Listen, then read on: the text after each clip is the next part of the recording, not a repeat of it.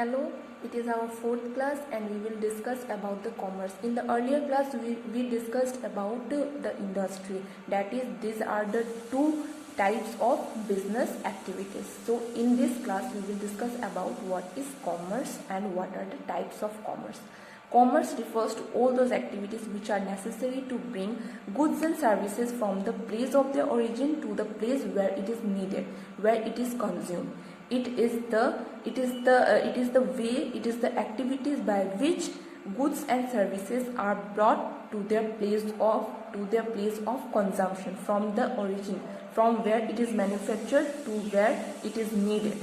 So this is the commerce, and commerce are basically divided into two, that is trade and aids to trade. But before that we will discuss about the functions of commerce. What are the functions of commerce?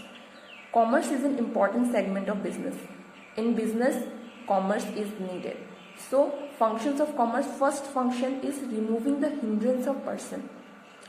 Commerce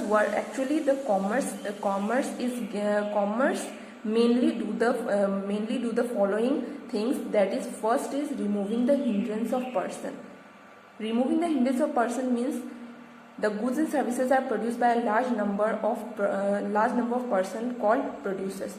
There are different kinds of different producers, but we, the consumers, did not know about the different producers. So to know them, we have to use the commerce as traders, middlemen. Middlemen introduce us the consumer, who are the producers. So goods and services are produced by a large number of persons called producer, and commerce helps in removing the hindrance of person by bringing them closer.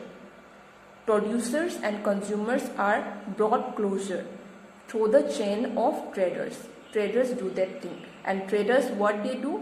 Buying and selling of goods. There is a chain of middlemen. There is a chain of middlemen between producers and consumers, and like this, hindrance of person are removed. Second, removing the hindrance of place. Place hindrance. Place problem is also removed by the function of commerce. Such transport segmentation of commerce. Commerce, what it do?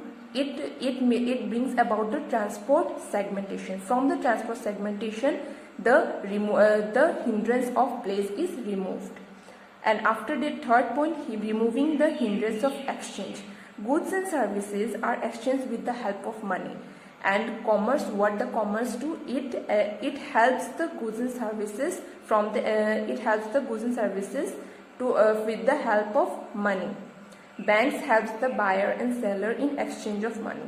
So the producer and the traders are also helped by banks. Banks help them, and the banks, already we know banks come under the commerce. So bank help in removing the hindrance of exchange. Number 4, removing the hindrance of time. Some goods may be produced seasonally but are required throughout the year. So storage is needed, warehousing is needed. Warehousing is done by the commerce, so it also helps in removing the hindrance of time. So we can get the seasonal product throughout the year. Removing the hindrance of risk, where there is risk. Fifth point is removing the hindrance of risk. Where there is business, there is risk. So commerce helps in removing the hindrance of risk. Removing the hindrance of knowledge.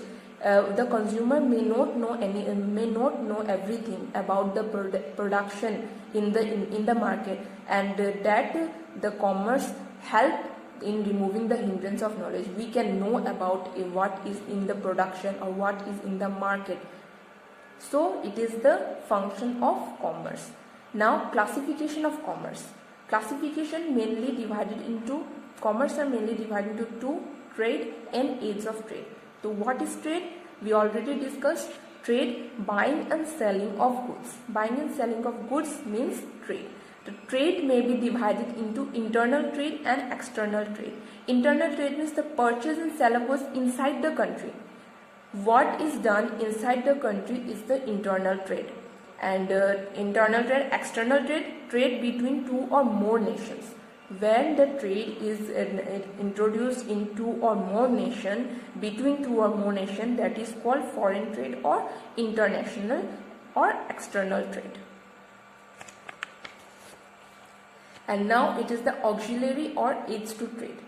Auxiliary to business means activities which assist business and trade. The auxiliary to business or aids to trade means it helps the trade or it assists the trade or business. So the services which assist the trade or business are transport and communication. Transport and communication is needed so that